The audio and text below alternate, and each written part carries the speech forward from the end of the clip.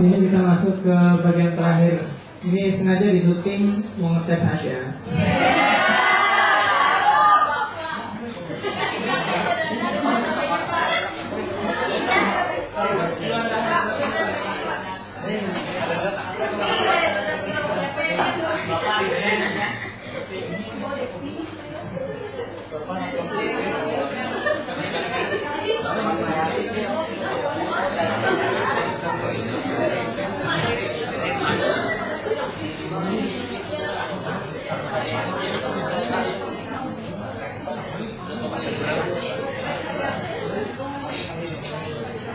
Nah, kita masuk ke bagian terakhir, kalau salah fisiologi cairan tubuh. Ini kalau salah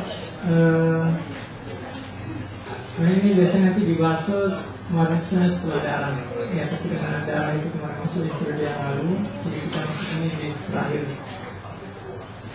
Nah, ini sebenarnya diambil materinya dari situsnya ahli ini apa, anestesi ya. Nanti kalau orang jadi perawat anestesi itu dia mesti menguasai masalah cairan. Nah, nanti kan ketika orang itu pingsan atau dipingsankan itu, dia harus dapat mengatur kebutuhan cairannya dan juga nanti kebutuhan yang lain. Di sini kita akan melihat beberapa poin ya.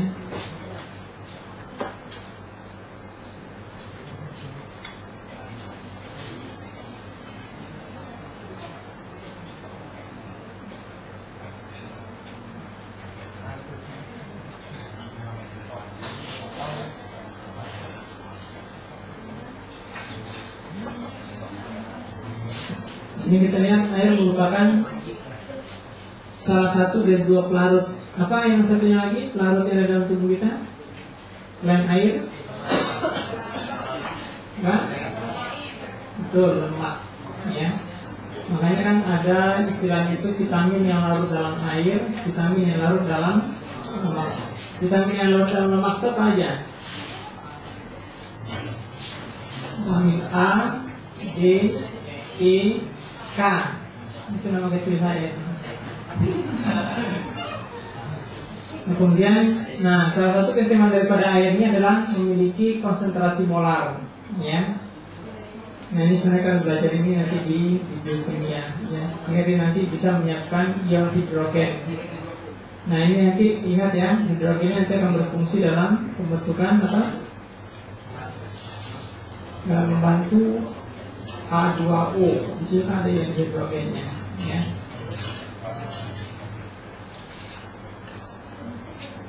Nah, kemudian prinsip yang kita temukan ya, air dan minyak itu dia bisa bercampur ya. Nah, kemudian nanti membran sel lemak ini yang memisahkan antara cairan intraselular dengan ekstraselular. Nah, kenapa?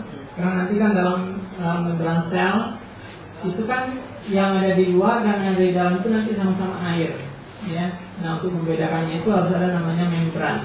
Membran ini yang memisahkan antara ekstraselular dan intraseluler. Nah, nanti bahan-bahan yang dia tidak bisa larut dalam air itu tentu tidak akan bisa dengan mudah melewati lemak ya. Dia harus punya satu mekanisme khusus ya. Nah, sini saya install aja ini.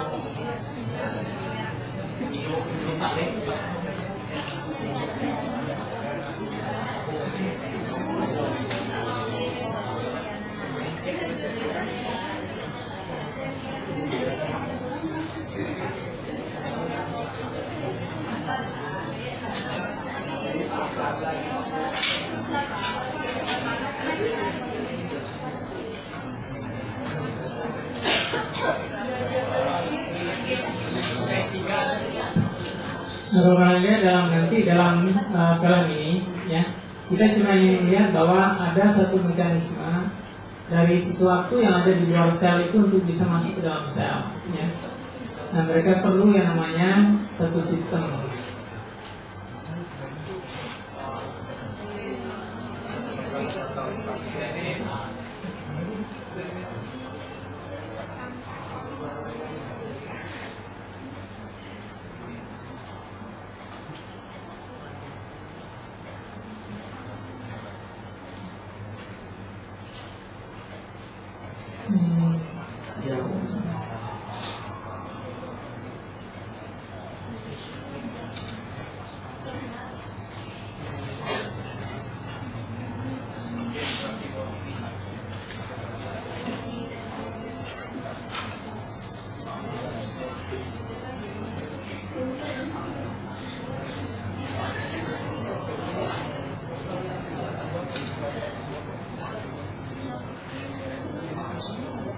Ini benar cuma ingin menggambarkan tentang masalah bagaimana pandangan orang tentang sel pada masa yang lalu, ya.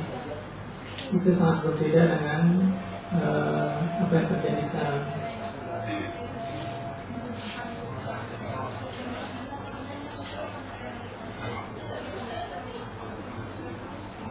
Misalnya seperti kayak prinsip-prinsip yang mengatakan bahwa makhluk hidup itu berasal dari benda mati, misalnya itu berasal dari gas-gas dan lain sebagainya, ya. Kemudian teorinya Darwin.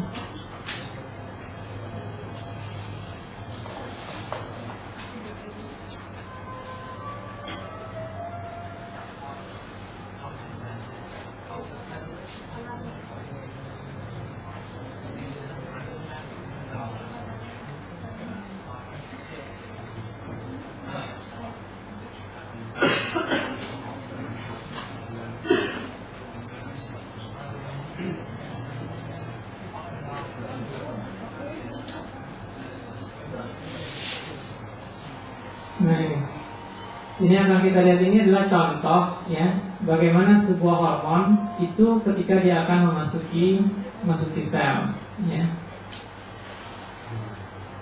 Nah, ini digambarkan bagaimana kehebatan tubuh manusia, ya. Nah, cuma kan gambaran seperti ini dibikin canggih. Nah, contohnya ini sel yang mau dituju, ya. Salah satu sel. Nah, ketika dia mendekati sel tersebut, ya, nanti untuk bisa masuk ke sel tersebut itu ada satu mekanisme.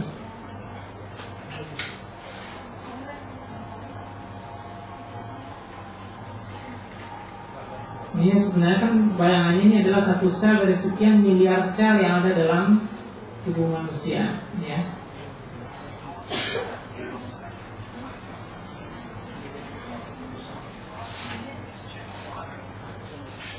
Nah, ketika dia ini yang dinding ini sebenarnya digambarkan sebagai sebuah membran, ya. Nah, sebenarnya membran ini sangat kompleks. Kalau ada zat yang mau masuk, yaitu dideteksi dulu sebenarnya. Zat ini termasuk berbahaya atau tidak. Kalau dia tidak berbahaya, nanti pintunya akan terbuka sehingga zat tersebut bisa masuk ke dalam sel, ya. Tapi kalau dari pemindaian, ya, dari scanning itu dia temukan bahwa ini adalah benda asing atau virus atau bakteri, sesuatu yang akan merusak sel, ya. Maka sel itu akan memberikan satu warning, ya, satu peringatan bahwa ini adalah benda yang berbahaya. Nah, mungkin dia juga punya satu mekanisme untuk bisa mencegah agar benda asing ini tidak masuk ke dalam sel.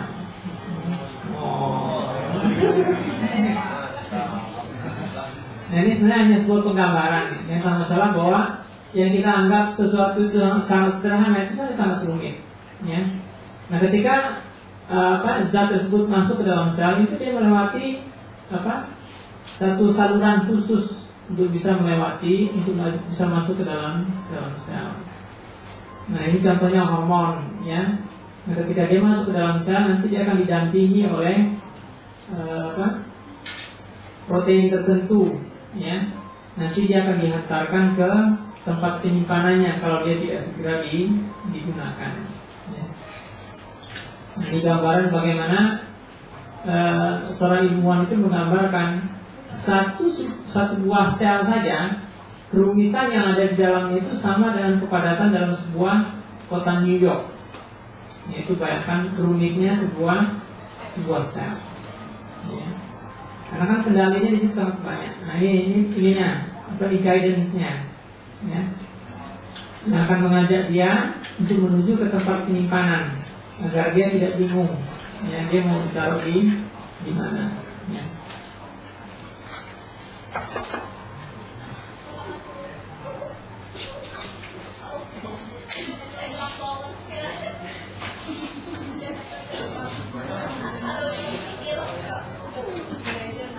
Nah ini setelah dia sampai di tempatnya, di Golgi aparatus kalau nggak salah dia ininya nama tempatnya.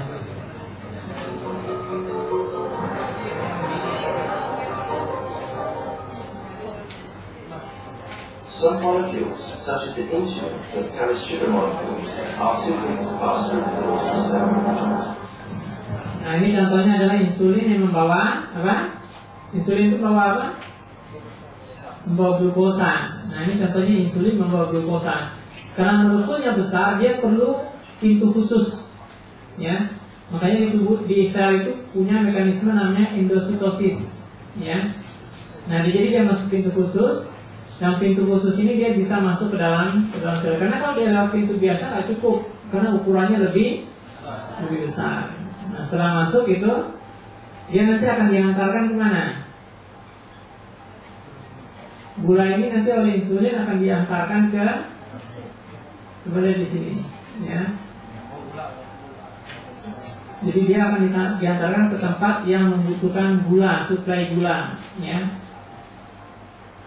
Nah ini ada satu pembawa enzim khusus, ya. Nah dia nanti akan membawa gula itu ke mitokondria, ya. Nah, mitokondria itu digambarkan sebagai pembangkit tenaga listrik yang ada dalam sel. Karena mitokondria itu adalah pusat pembakaran yang ada dalam sel, ya. Jadi gula itu sumber energi, ya. Jadi dia akan diletakkan di mitokondria. Nah nanti dia masuk nih ke tempat khusus. Oh canggih nih, ya. Setelah diletakkan, nanti itu akan dimasukkan dalam mitokondria itu. Jalannya lewat bawah. Oh, ya. Ini cuma untuk dibikin saintifiknya aja, biar kalian mudah untuk mengerti. Nah, ketika dia sampai di bawah, ya, nanti ada lagi ini pembawa khusus untuk masuk ke dalam mitokondria. Ya.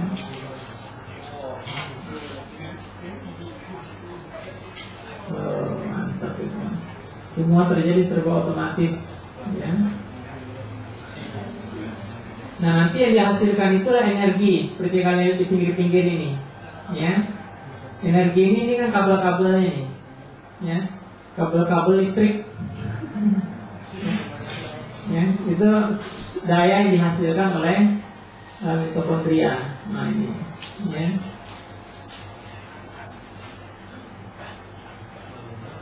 Nah itu retikulum endoplasma katanya, sarkoplasmik retikulum. Nah ini bayangkan ini mitokondria, sumber listrik untuk kegiatan di dalam sel.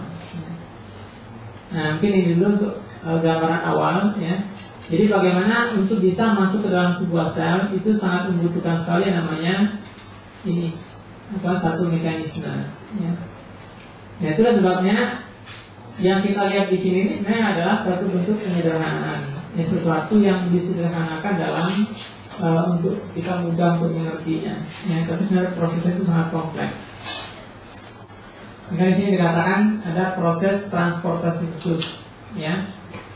Jadi air itu tidak akan mudah untuk bisa melewati membran sel. Nah bahkan ada dua lapisan lemak, ya. Nah di sini air itu tidak bisa melintas dengan mudah. Nah ini dia memerlukan satu proses khusus nanti yang kita lihat berikutnya.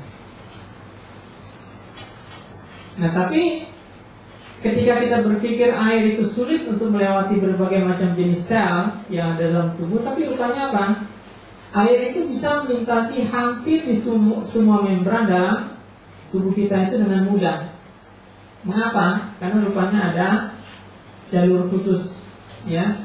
Makanya air itu melintas dengan dua jalur.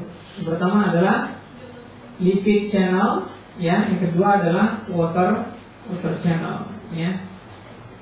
Nah, jalur lemak ini adalah dia melewati dua lapisan lemak dengan cara difusi, ya. Nah, di sini kita lihat ada jalur lain, ya. Nah, komposisi lemak dari berbagai macam membran sel itu bervariasi, bergantung daripada kegunaan daripada jaringan. Yang kita lihat bahwa nanti pertukaran air di berbagai macam jaringan itu berbeda-beda.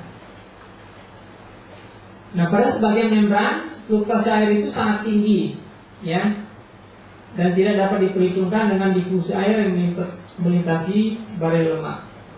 Nah, ini mengarah bahwa harus ada satu saluran khusus, ya, di mana air itu bisa lewat. Nah, sekarang saluran ini sudah ditemukan, ya, di mana melalui saluran ini air itu dapat melintasi dengan cara difusi maupun secara filtrasi. Nah, saluran itu disebut sebagai belum dari sini, ya. Nanti ada nama khusus untuk itu. Nah, sekarang kita lihat bagaimana cara air itu bisa melintasi membran kapiler. Membran kapiler itu, jadi ingat ya, dalam pelajaran darah dulu, di paru-paru itu udara masuk ke dalam kapiler melalui celah-celah, ya, atau karena kecilnya O2 dan CO2 yang lewat. Nah, kalau dia air, ya, itu dia melewati kapiler itu dengan jalan celah interseluler, ya, yang ada di antara sel endotel. Kemudian ada lubang pada daerah tertentu daripada endotel pembuluh darah, ya. Nah, lubang itu disebut sebagai fenestrasi, ya. Atau dia juga berdifusi di sepanjang membran sel lemak, ya, dari sel endotel. Nah, dia punya beberapa cara, ya, dengan melalui celah, dengan fenestrasi maupun dengan jalan difusi. Nah, kita lihat ini celah interseluler itu besarnya sekitar 7 nanometer, ya. Sementara radius molekul air itu cuma 0,12, jadi dia bisa lewat. Ini karena air lebih kecil daripada celah interseluler, ya. Nah, coba lihat ya. Ini total permukaan dari kapiler, bayangkan, ya, 6.300 meter persegi. Artinya apa? Rupanya kapiler kita itu kalau digelar itu sangat luas, ya. Dibayangkan 6.300 itu bisa 70 kali 90, ya, 70 meter kali 90 meter itu luasnya kapiler itu kalau dibuka, ya. Nah, kemudian dindingnya itu juga sangat tipis. Nah, jadi kita bisa bayangkan fluktuasi atau perpindahan air, ya, melalui kapiler itu berarti sangat banyak. Nanti akan kita lihat di slide berikutnya. Nah, penetrasi ini hanya ditemukan pada kapiler pada daerah tertentu, ya, di mana nanti permeabilitas air yang diperlukan di situ itu sangat tinggi, ya. Nah, nanti kalau diingat ya, permeabilitas air itu tinggi, itu terutama nanti di kapiler glomerulus. Karena apa? Kalian sudah belajar di di urinarius, ya, atau sistem apa namanya? Sistem kemih, ya. Nah, di situ kita belajar bagaimana air itu disaring di glomerulus. Kemudian ketika dia melewati tubulus itu akan kembali diserap, ya, tergantung beberapa keperluan. Nah, tapi semua penyaringan darah itu adalah terjadi di glomerulus. Jadi bayangkan, ya, sekian kali darah kita itu mengalir, sekian banyak itu juga harus lewat melalui glomerulus, ya. Nah, kemudian yang cukup tinggi juga yang ada fenestrasi yang lainnya adalah selain di glomerulus itu adalah di pil usus. Nah, kenapa? Ingat ya, kita minum air, tapi jumlah air yang keluar melalui usus itu sangat Nah, sedikit. Dia hanya banyak kalau kita ngecas. Tapi ketika kita buang air besar, umumnya air itu cuma perlu untuk melunakkan tinja. Tapi lebih daripada itu, air itu akan diserap. Makanya penetrasinya harus ada di usus. Ya, terutama nanti di usus halus dan di usus besar. Nah, kemudian juga nanti air itu mudah masuki kapiler limfe, ya. Nah, karena salah satu cara air itu bisa kembali ke dalam pembuluh darah itu adalah melalui sistem limfe, ya. Nah, kemudian celah-celah ini yang ada di endotel ini karena dia punya katup flap, ya. Nah, kalian belajar itu dalam pembuluh darah, ya. Nah, ada bagian lain dari tubuh yang pertukaran air di sana itu sangat rendah, ya. Kalau tadi di ginjal, di usus itu pertukaran air itu sangat tinggi. Nah, yang paling rendah itu adalah di barier darah otak atau sawar darah otak, ya. Nah, di sini kita lihat sel endotel di sini dihubungkan dengan penghubung yang ketat, ya, yang sangat membatasi gerakan air melalui jalur interseluler. Nah, ini adalah nama lubang, ya, yang disebut sebagai aquaporin. Aquanya adalah air, porinnya adalah lubang. Jadi lubang air yang terdapat dalam membran sel. Dan ini ditemukan di berbagai macam jaringan dalam tubuh kita, ya. Nanti kalau bisa kali ini hafalkan ini seperti kayak aquaporin 1 itu di lensa, aquaporin 0, aquaporin 1 itu di tempat-tempat yang di ginjal, ya. Kemudian ada di plexus choroid, otot polos, endotel kapiler, ya, kelenjar keringat ekstrim, ductus biliaris yang ada di hati dan juga epithelium, ya.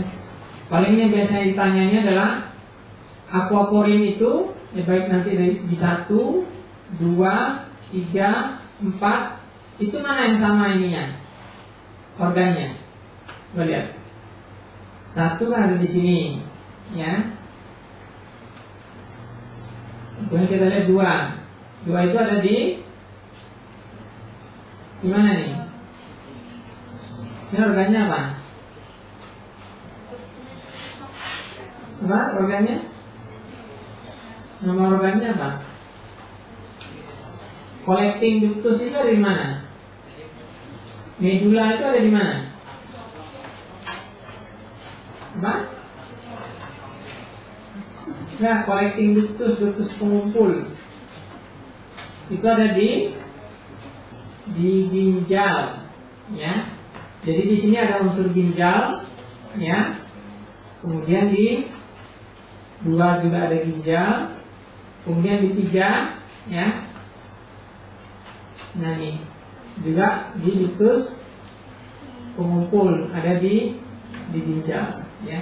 Jadi 1, 2, 3, 4 itu ada di ginjal, ya. Nah, nanti tinggal hafalkan aja yang ininya. 0 lensa mata, kemudian 5 di air mata, lidah dan korpan. Nanti kalau ditanyakan yang 1, 2, 3, 4 itu ingat aja yang utamanya dia sama-sama ada di ginjal, ya. Nah, gerakan air ini, ya, ini penting untuk mempertahankan integritas sel, ya. Jadi kalau ada perbedaan kecil saja dalam konsentrasi zat yang terlarut, ya, itu bisa menyebabkan perubahan tekanan osmotik, ya. Nah, kadang-kadang tergantung daripada sel, ya. Ada sel yang bisa menanggung perubahan tekanan osmotik yang besar, ada yang sedikit saja dia sudah tidak kuat, ya. Nah, ini kita lihat, ya. Karena ini perubahan daripada kelarutan, yaitu sangat berpengaruh kepada kehidupan sel, ya. Makanya di sini harus ada ini, harus ada rule, ya. Jadi mana saja daripada konsentrasi ini yang bisa berpengaruh terhadap kondisi sel itu, mana yang tidak bisa. Ini sebenarnya nanti banyak kita lihat dalam contoh-contoh berikut ini. Nah, ini adalah masalah pembagian, ya, pembagian daripada cairan. Contohnya laki-laki dengan berat 70 kilo, ya, kan jumlah airnya itu sekitar 60% kalau untuk laki-laki, ya, dari berat badan. Maka jumlah kadar air dalam tubuhnya adalah sebanyak 42 liter. Bayangkan, ya, banyak sekali. Yang perlu kalian ingat adalah untuk laki-laki itu jumlah cairan, jumlah air, ya, dalam tubuhnya adalah sebanyak 60%, ya. Nah, untuk wanita sebanyak 55%. Jadi yang dihafalkan tuh ininya, bukan ini, bukan ini. Karena nanti angka ini bisa saya ganti, ya kan? Kalau ini saya ubah jadi 60, berapa jumlah airnya? Kalau berat saya misalnya 60 kilo, berapa jumlah air dalam tubuh saya? 30. Nah, tinggal 60% kali 60, ya. Oh, enggak. Jadi kalau dikatakan bahwa jumlah air itu adalah 60% dari berat badan, ya, maka kadar air itu harus rumusnya 60 kali berat badan. Yang penting itu, ya. Nah, di sini dicontohkan berat badannya adalah 70 kilo. Jadi 60% kali 70 berapa? 42. 6 kali 7 berapa? 42, ya. Gampang aja ininya. Kalian tahu kan kali-kalian? Nah, misalnya berat badan saya 50 kilo. Berapa jumlah air dalam tubuh saya? Tinggal 6 kali 50, 6 kali 5, ya.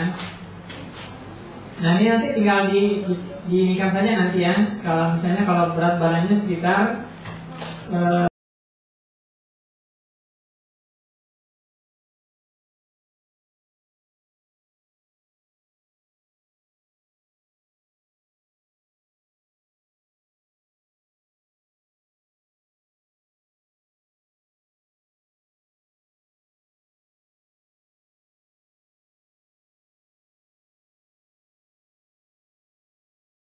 banyak lemaknya dibanding dengan pria, ya.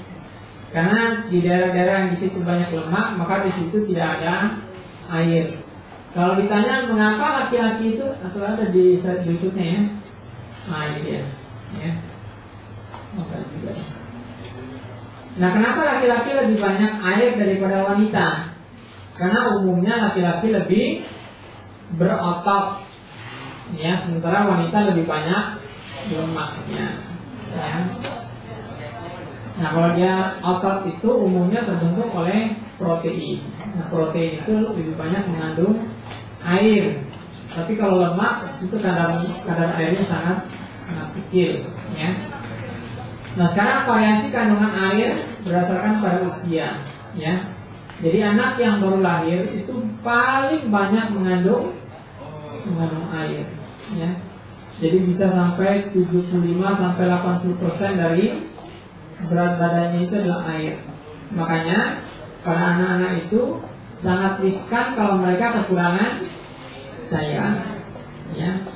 Makanya kalau mereka kekurangan cairan itu cepat mati.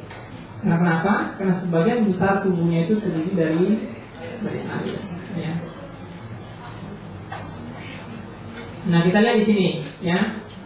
Kalian perlu membedakan antara cairan ada dalam intraseluler, cairan ekstraseluler, cairan interstisial, ya. Nah, pada saat lahir yang di interstisial ini itu secara proporsional itu 3 kali lebih besar dibandingkan dengan pada orang dewasa, ya. Tetapi nanti ketika dia sudah berumur 1 tahun, ya, jumlah cairan interstisial itu telah menurun menjadi 60%, ya. Yang mana ini nanti akan merupakan nilai daripada jumlah cairan orang dewasa, ya.